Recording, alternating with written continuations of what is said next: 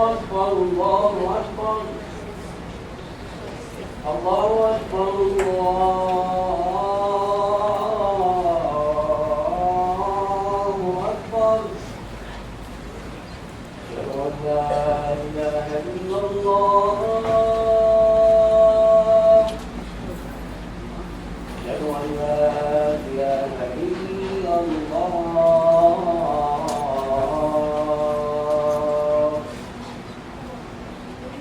أشهد أن محمدا رسول الله أشهد أن محمدا رسول الله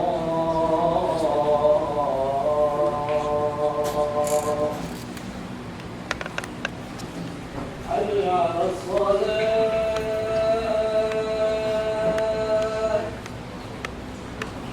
حي على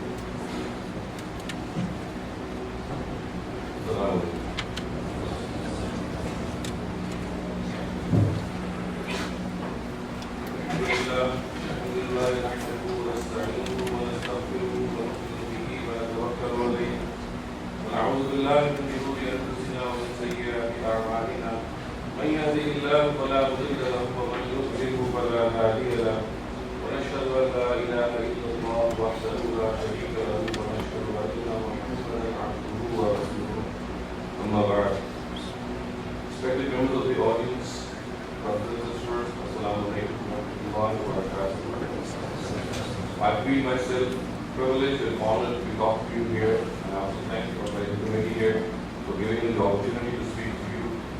Although I might not be having many pleasant things to say, but I think I have to fulfill this responsibility still. And we Muslims generally have taken certain attitudes, certain approaches that have become very common to us. And today my talk will revolve around some of these attitudes, which in my humble opinion need to be revised and revisited.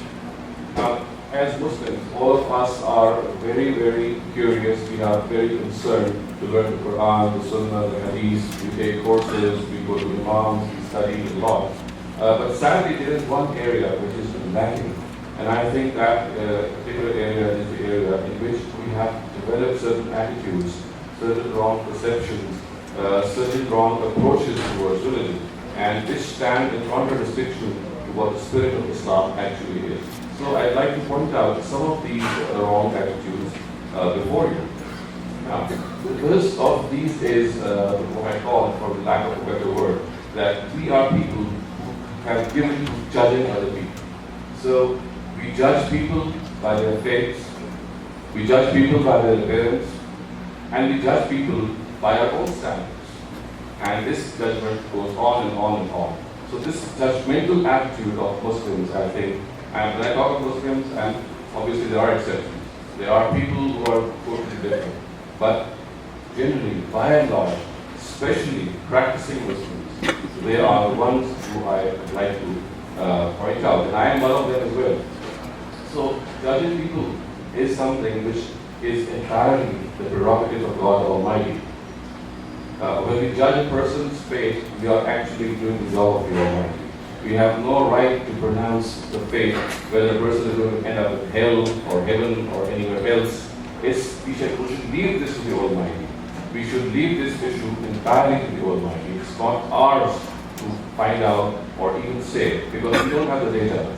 We don't have the complete data to judge the final position of a person. Similarly, we are also people who judge people by their appearance. And my dear brothers and sisters, appearance can be misleading. The person or lady who might be wearing a hijab, the man who might be keeping a beard, he might not be that muttaqi or that person or as close to God as he externally appears to be. So it would be a wrong notion, a wrong approach to judge people by their external appearance. At times we find people who are not properly dressed, the way we perceive dress, we find them to be extremely good Muslims. We find them to be at times struggling to perhaps keep the beard, or in the case of Muslim to wear the hijab. They might be in the process, they might be going through that process in which they're going to do that ultimately. But what we do is, as soon as we see a lady without a hijab or a man without a beard, we end up by giving this fatwa, oh, he's a superior Muslim. And people who have beards, and women who wear hijab, generally, again, I'm saying generally, regard themselves to be superior to others. So again, this is another form of judgment. We should refrain from judging people. And finally, judging people by our own standards is done right.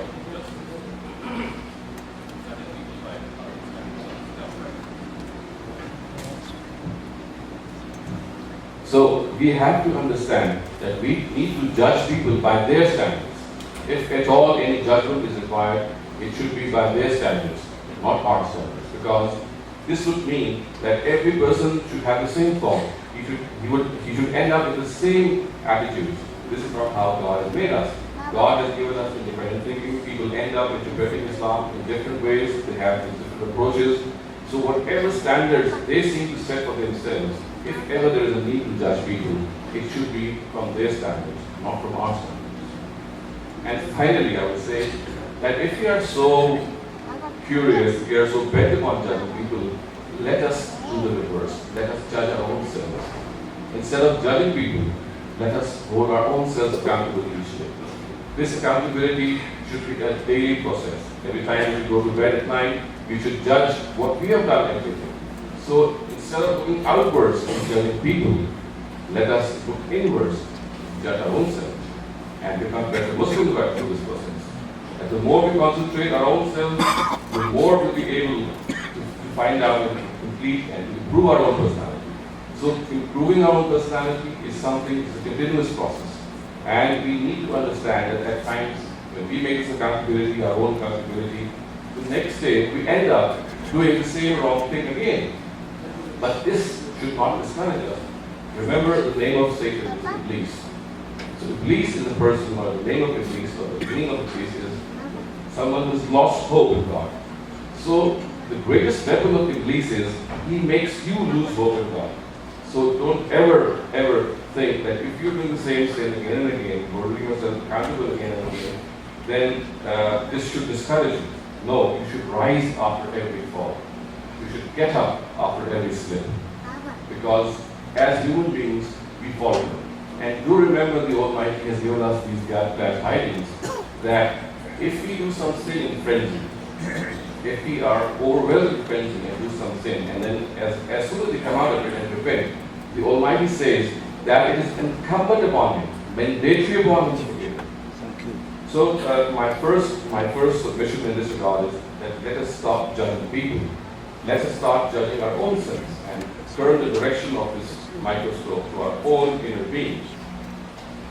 The second attitude, the second wrong attitude I'd like to point out here is that we Muslims tend to mix culture with religion. At times we don't make this distinction that there is a culture and there is religion, two separate entities. We end up mixing, and at times we regard what is cultural to be religion and vice versa as well. Let me give you a couple of examples. See, when people get converted to Islam, often we find imams, we find other people trying to tell them that you must change your name. Changing your name as soon as you become Muslim is essential. Now, this was never the way of the Prophet Muhammad. He never did that. He only changed his name when there was some polytheistic practice or something even attached to the name. So if you want to change a name, if someone is called John or a lady is called Mary, she is free to change her name out of her own sweet wish. But religion does not make this obligatory upon her or him. You see, let me give you another example. The Prophet, Abu Bakr's name was Abdul Kaaba. Obviously, it's the wrong name, which meant a slave of the Kaaba. So, so the Prophet Muhammad changed his name, and obviously this was in line with what I'm just saying. Similarly, Umar Anhu's daughter was called Asiya with an ayn, which obviously would mean a simple lady. So the Prophet said, oh, this is not the right name. So he changed her name to Jamila, which is a graceful woman. So unless and until there is something wrong in the name, there is absolutely no requirement of religion to change the name. It might be a cultural requirement. You might wish to do that. It's up to you, but it's not an obligation. Another thing, there are some festivities attached to various cultures. Again, Islam does not interfere in these festivities as long as there is nothing immoral in them, nothing polytheistic in them. Celebrating birthdays, for example, is a big issue. People say, oh, it's haram, you cannot celebrate it. These are customs of Jews and Christians. I assure you, there is no such thing. There are certain narratives that people do put forth, and they say that we must not adopt the ways of the Jews and the Nasara. And narratives of the sort are cited generally to say that we must not adopt the ways of other nations, especially Jews and Christians. May I tell you, thus, for example, this very narrative has been cited by one of our foremost authorities of the Hadith, Imam Tirmidhi, in his book, and after citing it, he says, Isnaduhu Zarif. It has been weakly reported. So you must understand, and if you want to interpret it that in spite of the weak Islam, it would only mean that do not follow the Jews and Christians in their evil customs, and their customs which are against your own beliefs. So you have to concede this fact that Islam is not against these cultural customs as long as there is nothing which is objectionable in them. Similar is the case with our own dress and apparel. We don't have Islamic apparel as such. Americans have their own dress, Pakistanis have their own dress, Indians have their own dress. It could be a shalwar kameez, it could be a trouser, it could be some other covering, as long as it decently covers your body. That's all what the requirement of Islam is. Islam does not prescribe a specific dress. It leaves these things to their own culture. It is basically the culture which governs what you have to wear. Of course, the interference of Islam in this regard is that it wants people to dress decently. The contours of their body should not be displayed. That's all what Islam says. You can wear any dress if this principle is followed. So, this was my second submission, that we must not mix religion with culture. So, at times, we tend to make them the same, whereas there's a clear distinction between them. Another very common wrong attitude, which I call is self-righteousness. Now, self-righteousness is the name given to an attitude in which we are actually, if I'm allowed to say, we are being arrogant. We are actually expressing the fact that we are on the right path, what we have interpreted or what we have understood is right, and everyone else is wrong. Again, this is against humility. It's against the principle of humility which Islam has taught us. We have to be humble in our knowledge. We have understood things on the basis of our intellect, and intellect can falter. Someone else can come and correct it. So we must give this room to the other person that he can be correct and I can be wrong. So this self-righteousness is downright injustice as well. And you see, basically the product is basically the product of blind following a single imam. And this was also never prescribed to the Prophet Muhammad. Never. We are the followers of the Prophet Muhammad only. We are not the followers or blind followers of all the other imams, all the other scholars. They are common heritage. They are a common heritage, common intellectual heritage. We can pick and choose from these imams. Obviously, when I say pick and choose, I don't mean that we pick and choose for our own convenience. No. We pick and choose their opinions on the basis of intellect. Whatever convinces us, we choose. Because we are going to be answered before the Almighty on the basis of what we think, or what our own intellect thinks. And the Quran says, لَوْ كُنَّا نَسْمَعُ أَوْ نَعْقِلُ مَا كُنَّا فِي أَصْحَابِ السَّعِيرِ. had we listened properly and used our brains, used our intellect, we would not have ended in hell.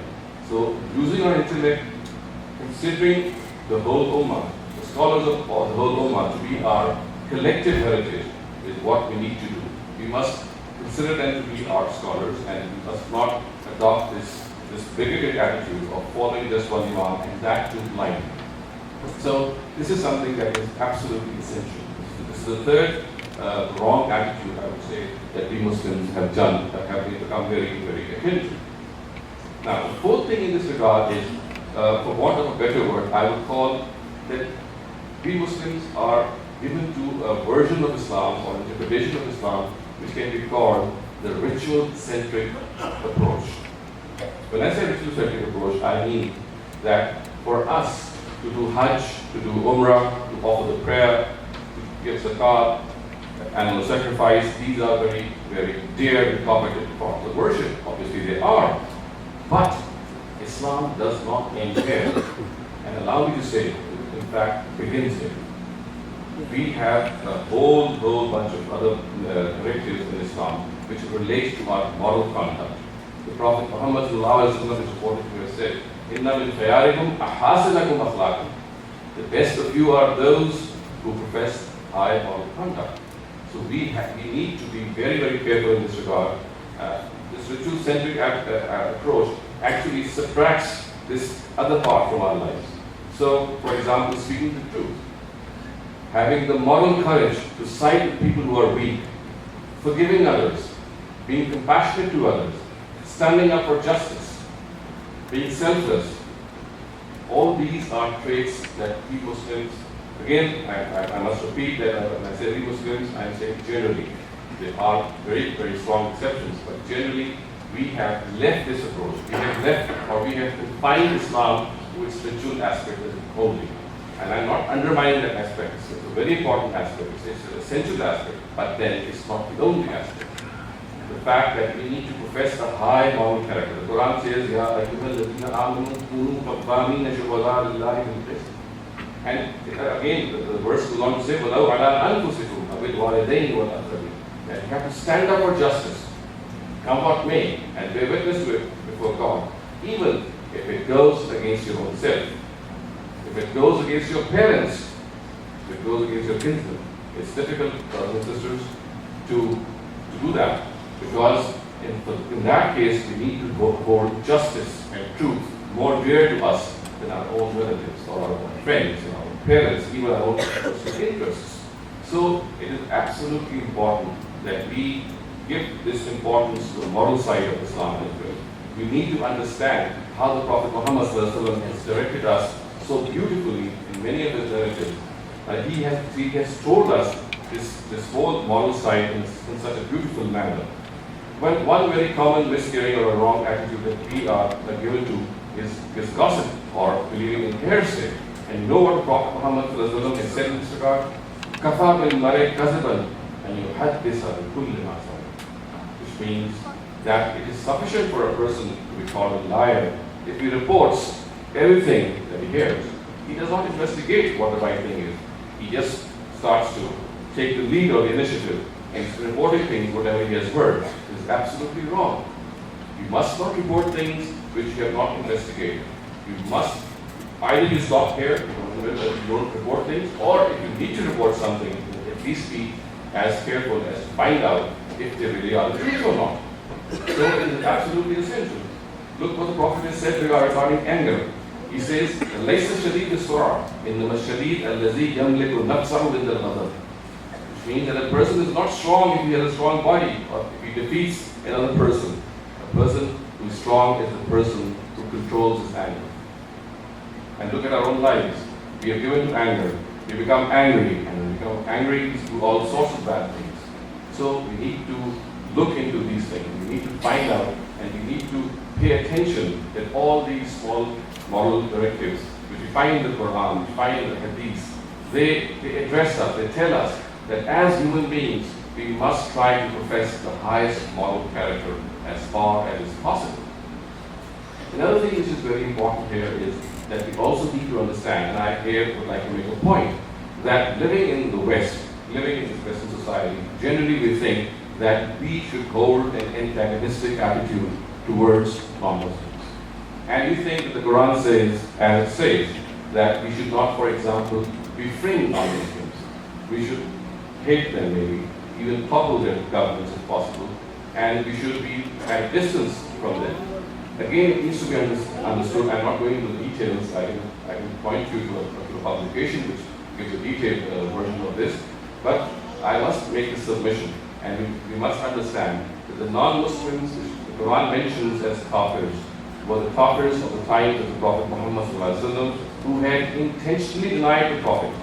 They were people who had deliberately denied the Prophet. And about them, the Quran says that these are the kafirs against whom we find the harsh directives of the Quran and the Hadith directed. Today, the non-Muslims among which you all live, they are not the same people. We must make this distinction. They were the people, the kafirs. The word kafir means a person who deliberately denies the truth. And deliberate denial is something which only God can tell. And after the termination of the institution of prophethood, after Prophet Muhammad ﷺ, we are in no position to find out whether a person has intentionally denied or not. So therefore, we are not authorized anyone to call this kafir. All our non-Muslim brethren, they have to be called non-Muslim. And you can socialize with them, you can come close with them, you can interact with them, as long as you are able to preserve your own moral identity and you do not indulge in something which is against the basic belief of Islam. So these are some of the submissions I'd like to make, I've made, and in particular I had in mind because these attitudes have become very famous and we are actually promoting them. And finally, I'd also like to point out that we are also told by our religion to become law-abiding citizens. While living in a non-Muslim country, we have to abide by the laws of that country. وَالَّذِينَ هُمْ لِأَمَانَاتِهِمْ وَعَهْدِهِمْ رَاعُونَ, what the Quran says, that the believers are those who observe their trusts and keep their promises. So when we come here, we have made a promise to the government. And we must not do anything which is in contradistinction to what the law says. We obviously, if there's something in the law which is against our own beliefs or which is against the Sharia, we need to bring it to the authorities, we need to debate with them, and we can even call this to be persecution because this freedom in personal law is something which is, I would say, a basic human right. And if we are being denied it, then the other party is doing something wrong. But our attitude in this regard, what should it be? It should not be of breaking the law because we have taken this oath of not breaking the law.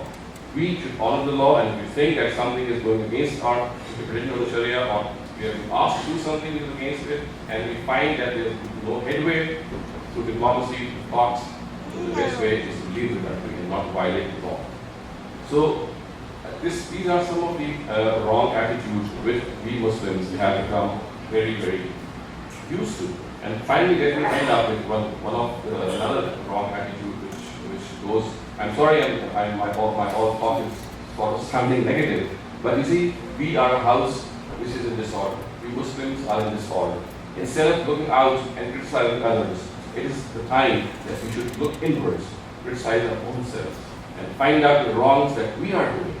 So, the last wrong that I will discuss here is that we are people who form opinions on hearsay. We never investigate properly whether the source has said something or not. It's basically hearsay. And this hearsay goes at times to such limits that it becomes absolutely mind-boggling. Just give you a small example. I found out in the place I live that once my very close friend, his wife died very young. And he was away from house, he was from the office. And once he returned, you know what happened? He was shocked. Obviously, he was shocked to find out his wife going away in such a sudden manner. And the wife's brothers, they just took him by the hand and said, "Oh, please come this side, come this side." He said, "Why?" He said, "Oh, well, after the death, she has become your non-married, and you just cannot look at her." And you can imagine what happened to his head. He never listened to them. He went to his wife, saw her, obviously. But this, when someone asked them that, "Oh, what's Islam you say?" or your own opinion is based on certain person, please point out where in the Quran or where in the Hadith is written that when a person dies, then he or she becomes a non-member. And I reached there a couple of days later because I was getting this information earlier on. When it came to my knowledge, I asked him, I asked him that whatever happened. And he said, well, I called the mosque and that person said that as soon as the wife has died, you just cannot look at her. So that therefore I advised the husband not to come near. And I picked up the phone. I called that Mufti. And he said that, I said, what made you say these things, that a person becomes a non-member when one of the fathers died? He said, well, I'll get back to you in 10 minutes. And brothers and sisters, this happened about 4 or 5 years ago. I've never seen it from that Mufti. And just to make the point that at times our own personal opinions, our own cultural opinions, they occupy the same status, or they are meant to occupy the same status as the Sharia. You know what? We know from history that the Prophet, that Caliph Abu Bakr, when he died, you know whether his own wife, Asma bint Umays, she bathed the Caliph Abu Bakr when he died. So how can the two become non-married? So it's just a question of finding out the truth and finding out the truth directly from the Quran, directly from the Sunnah, and directly from the Hadith. أقول قولي هذا وأستغفر الله لي ولكم ولسائر المسلمين والمسلمات.